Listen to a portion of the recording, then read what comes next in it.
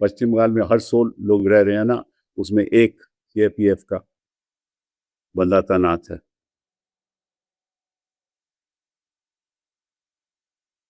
तो ऐसा लग रहा है कि भाजपा चुनाव नहीं लड़ रही, चुनाव सीईसी और सीएपीएफ लड़ रही है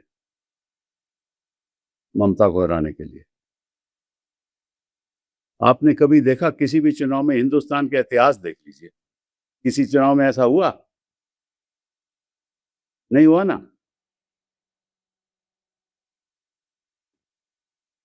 और 27 लाख वोटर, जिसमें से कई जेन्युइन वोटर होंगे, वो अपना वोट नहीं डाल सकते। और साथ साथ में जो ट्राइब्यूनल के मामले हैं, ट्राइब्यूनल काम ही नहीं कर रहे, क्योंकि ट्राइब्यूनल अंदर जाने के लिए रोक लगाई जा रही है। वहां जो सिक्योरिटी खड़ा है वो कहता है जब समन्स आएगा तभी हम तुम्हें जाने देंगे।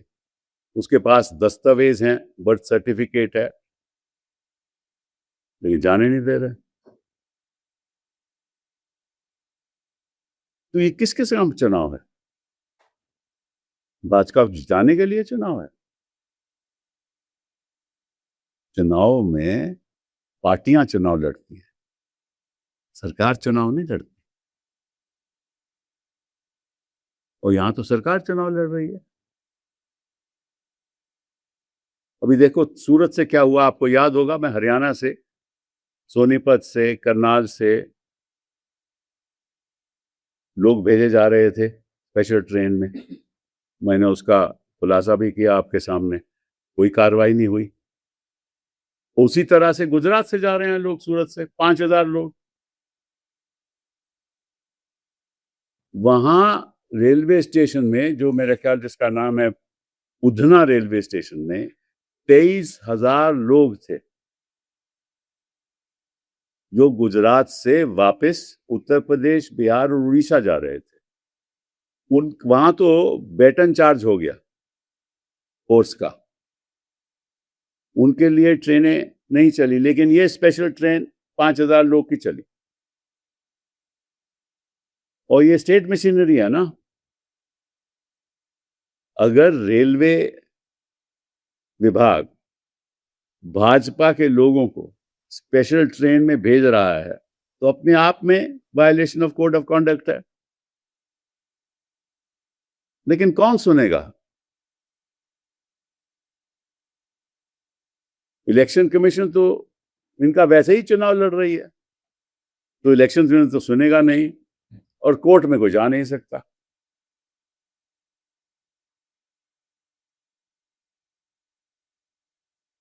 It is shocking.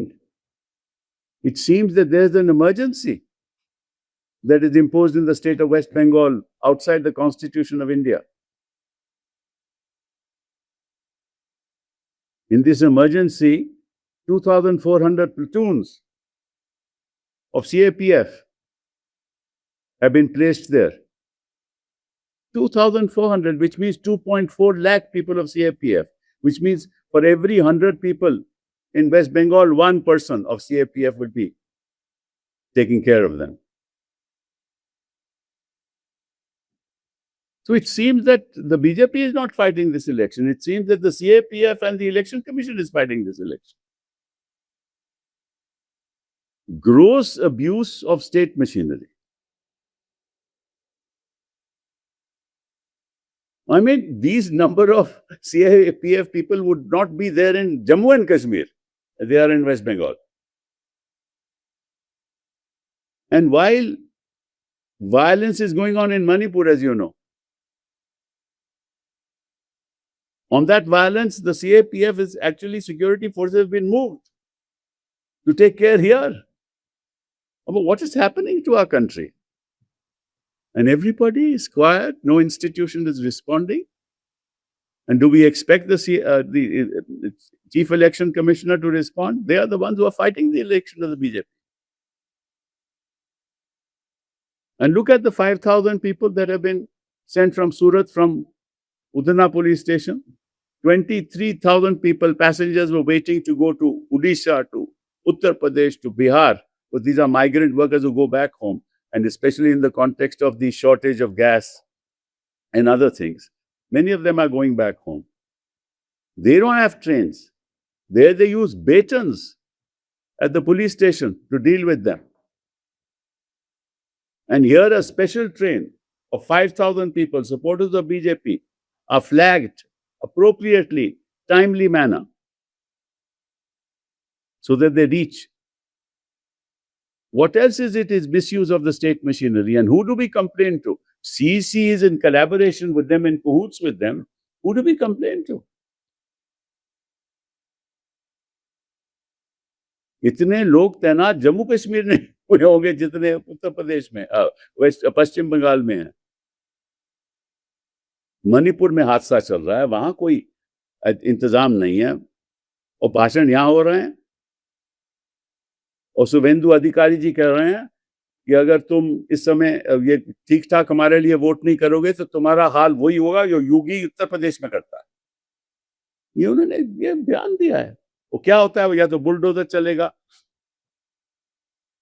और या आपको मालूम है कुछ और होगा। उसके बारे में मैं कहना नहीं चाहता, लेकिन सभी लोगों को मालूम है। I mean, Subhinder Adhikari is saying shamelessly that if you vote for TMC and if you want to make us not win this election, then what will happen to you is the way Yogi Adityanath deals with you. Deals with people in Uttar Pradesh. Either bulldozer or, you know what I mean. You all know that. And look at the bhashan. हमारा home minister कहता है, दीदी ओ दीदी, what is this the way to conduct yourself? You're the home minister of the country. You're organizing the CAPF, you're organizing all this. If the defense minister, home minister, prime minister, everybody is there. All other ministers are there. Chief ministers are there. And the kind of भाषण they are giving is unbelievable. Home minister वहां है, प्रधानमंत्री जी वहां है, defence minister वहां है, जो chief minister है राज्यों के वो वहां है। और ऐसा मतलब लगता है कि एक मतलब कि उनको जैसा कॉर्डन ऑफ कर लिया होता है। कभी होता था ना पुराने जमाने में, जब वर्कर मूवमेंट बड़ी स्ट्रांग होती थी तो एम्प्लॉयर को घर से बाहर नहीं आने देते। तो वही हाल है पश्चिम बंगाल में इलेक्शन का, कि इनको जिनको वोट करने वाले हैं टीएमसी, उनको घर से बाहर नहीं जाने देंगे, और जो बाहर के लोग आए हैं उनको घर से बाहर, घर से उसको वोट देने देंगे। What is going on? और जो लॉजिकल डिस्क्रिपेंसी की जो बात करते हैं, तो वो लॉजिकल डिस्क्रिपेंसी तो खुद सीईसी है। वो ना वो लॉजिकल है, हर चीज में हर कदम पे उसकी डिस्क्रिपेंसी है, हर बयान में उसकी डिस्क्रिपेंसी है। मुर्शिदाबाद में वोट काट दो, मालदा के वोट काट दो, 24 परगना, नॉर्थ 24 परगना के वोट काट दो, साउथ 24 परगना के वोट काट दो, सारे टीएमसी के स्ट्रॉन्ग होल्ड वहां वोट काट दो, और 55% वोट काटो लाखों की तादाद में। मुर्शिदाबाद में तो 11 लाख वोट कटे हैं, 11 लाख। मालदा में सुना है कि 8 लाख वोट कटे। किस किस्म की राजनीति चल रही है मोदी जी? और वही एक महिला आपके सामने खड़ी है, और महिलाओं के बारे में जितना आप बात करते हो, उस महिला के खिलाफ आपने ये सब कर लिया है। मतलब कि हिंदुस्तान की सारी ताकत लगा दी, और सब चुप, संस्थाएं चुप।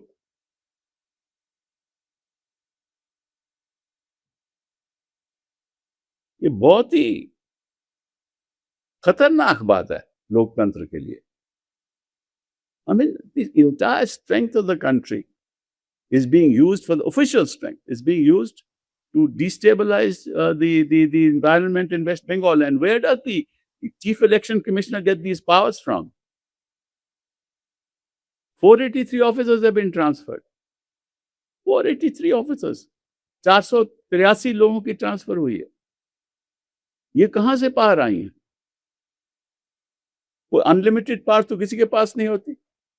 कोई ऐसा अधिकारी है या कोई ऐसा मिनिस्टर है या प्राइम मिनिस्टर भी है, किसी की अनलिमिटेड पावर हो, किसी की कोई सीमा ना हो पावर की। There is nobody in this country which has unlimited power. And what are you using? Logical discrepancies. In other words, if there is a less than 15 years age difference between the father and the voter, delete it. It is more than 50 years age difference, delete it. And all this is done through AI. Incidentally, there is no inspection. All this is done through AI. अगर voter का और माता पिता का 15 से कम आयु का difference है तो वोटर कार्ड दिया जाएगा, और 50 साल से ज्यादा है तो वोटर कार्ड दिया जाएगा। और ये सब एआई से हो रहा। In fact, it is the Election Commission who is the logical discrepancy in this country. Nothing that he says is logical. And his discrepancy is stamped all over what is happening in West Bengal. It is a shame that we have an election commissioner of this nature. It is an absolute national shame. That's all that I can say. And it is also a national shame that nobody is doing anything about it. Now see what is the latest that has been done. And I will tell you that. It is shocking that the new directive that has been issued, new directive is that Election Commission of India has banned motorcycles in West Bengal from 6 p.m. to 6 a.m. in the two phases of the polling. First phase, of course, is 23rd, second is 29th.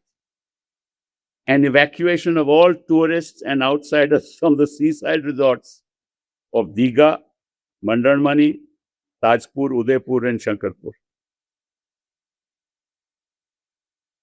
Now, if a young girl wants to travel on a motorcycle with her boyfriend, can't do it.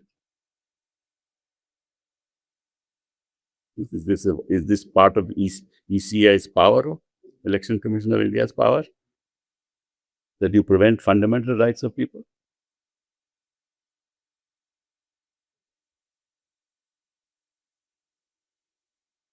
I mean, this is shocking.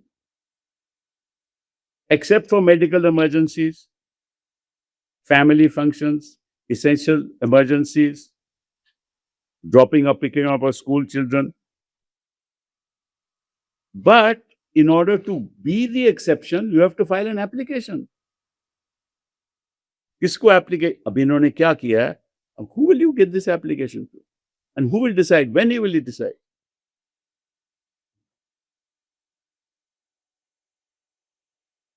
अब अभी आदेश किया है election commission of India ने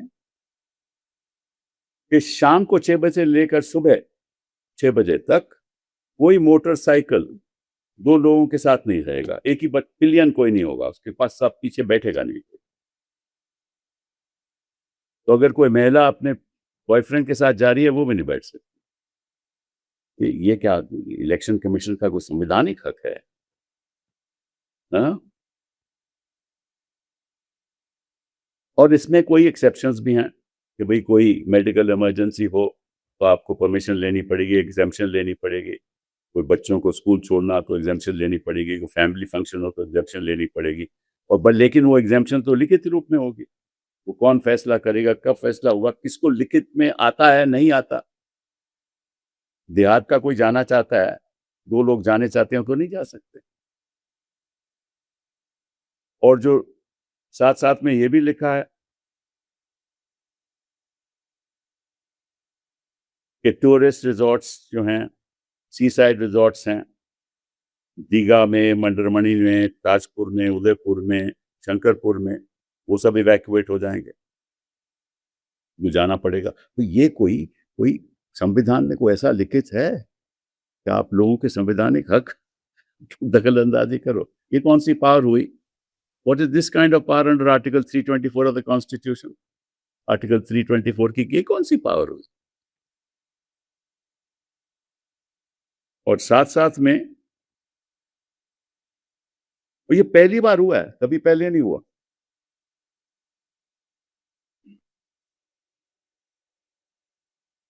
And people are completely clueless as to why this has happened. Anyway, this is the state of our country. और वो Swiggy के लोग भी कहते हैं कि साहब हमें कुछ चीज ले जानी है किसी के लिए ऑर्डर पे जा पाएंगे कि नहीं। जोमाटा के लोग भी कहते हैं कि क्या होगा, हमारा धंधे का क्या होगा। तो इनका तो धंधा इलेक्शन जीतना है ना, ये इनका धंधा है, ये इलेक्शन नहीं है। It is their vocation to make sure that CAPFs, it is the election, Chief Election Commissioner's vocation to make sure that the BJP somehow wins this election. Couple of things more and then I have done. These are very interesting.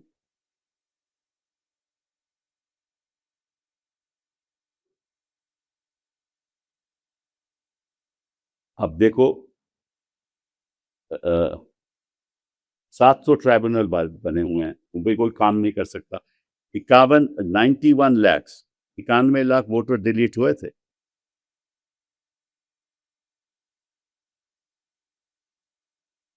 91 lakh voter, जिसमें से 60 लाख बचे, उसमें 55% को vote देने दिया। 60 लाख में से 32 लाख अलग हो गए, 27 का तो अभी फैसला नहीं हुआ, तो 32 लाख में से 55 लाख वोटों को वोट देने दिया। बाकी ट्राइब्यूनल में उनकी अपील चल रही है और ये 27 लाख का फैसला नहीं है। तो अगर वही तुलना की जाए 55% टू 45%, तो 27 में भी 55% तो होंगे ना जो वोट कर सकते हैं। उनको तो कर आपने बंद कर दिया ना। It is therefore it's an exercise in disenfranchisement. It is not an exercise in allowing people to vote. It is destroying willfully, knowing full well that a large percentage of people out of this 27 lakhs will have a right to vote, but they can't vote.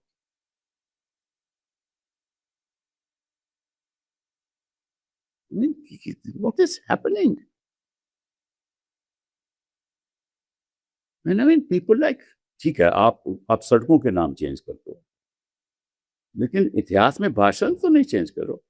अब योगी जी के भाषण ने कहा है कि विवेकानंद ने कहा था कि आप खून दोगे तो मैं आजादी दूंगा। वो विवेकानंद ने कहा ही नहीं था, ये तो सुभाष चंद्र बोस जी ने कहा था। अब इनको इतिहास का नहीं मालूम, इनको संविधान का नहीं मालूम, इनको बुलडोजर चलाने का सब कुछ मालूम है। किसी का वोट काटना है, कैसे काटना है, सीआरपीएफ का कैसा इस्तेमाल करना है, वो सब मालूम है। फ्रॉडुलेंट तरीके से चुनाव जीतना वो मालूम है, ये उनका पेशा है। ये पेशा उन्होंने हरियाणा में भी अपनाया, ये महाराष्ट्र में भी अपनाया, बिहार में भी अपनाया और पश्चिम बंगाल में। बट पश्चिम बंगाल तो हद कर दी ना, क्योंकि लॉजिकल डिस्क्रेपेंसी ना बिहार में इस्तेमाल हुई, ना पहले इस्तेमाल हुई, तो पहली बार इस्तेमाल हुई।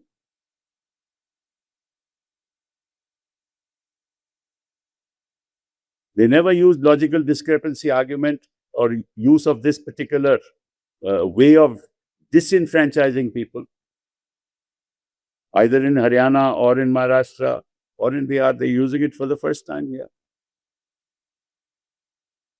And for what purpose?